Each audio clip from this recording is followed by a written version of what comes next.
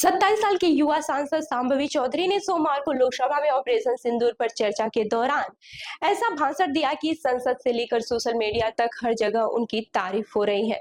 तेजस्वी और राष्ट्रवादी तेवरों से भरे उनके संबोधन पर रक्षा मंत्री राजनाथ सिंह ने खुद टेबल थपथपाकर समर्थन जताया। उन्होंने भारत के बदलते रुख, सेना के शौर्य और विपक्ष की राजनीति को लेकर तीखे सवाल उठाए। नमस्कार, मैं रूबी सिंह और आप देख रहे हैं सुदर्शन भारत न्यूज।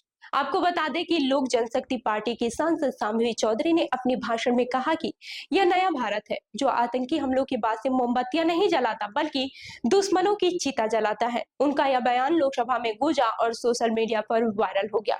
उन्होंने ऑपरेशन सिंदूर को इतिहास में स्वर्ण अक्षरों में लिखे जाने के लायक बताया और कहा कि यह भारत की रणनीति में एक नया अध्याय है।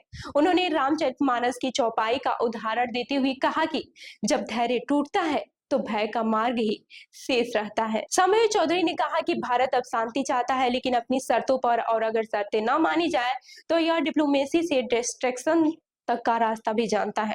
उन्होंने विरोधियों पर निशाना साधते हुए कहा कि आज भी कुछ लोग पहलगाम हमले से ज्यादा दुख फिलिस्तीन के लिए जताते हैं क्योंकि वह उनके राजनीतिक एजेंडे को सूट करता है। उन्होंने कांग्रेस पर तीखा हमला बोला और कहा कि 1971 में जंग में तत्कालीन रक्षा मंत्री और बिहार के बेटे जगजीवन राम को कभी भी वह श्रेय नहीं दिया गया जिसके वो हकदार थे। उन्होंने कहा कि कांग्रेस दलित नेतृत्व से हमेशा परहेज करती रही है।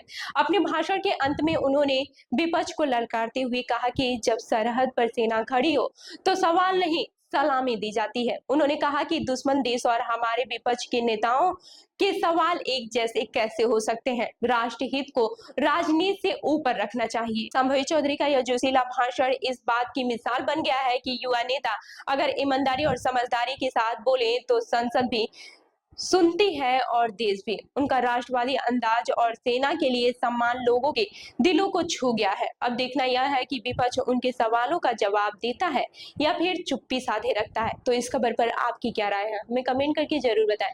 और ऐसे ही अन्य खबरों के लिए हमारे चैनल को लाइक करें और शेयर करें और सब्सक्राइब करना ना भूलें। मिलते हैं अगली खबर में, तब तक के लिए देखते रहिए सुदर्शन भारत न्यूज। धन्यवाद।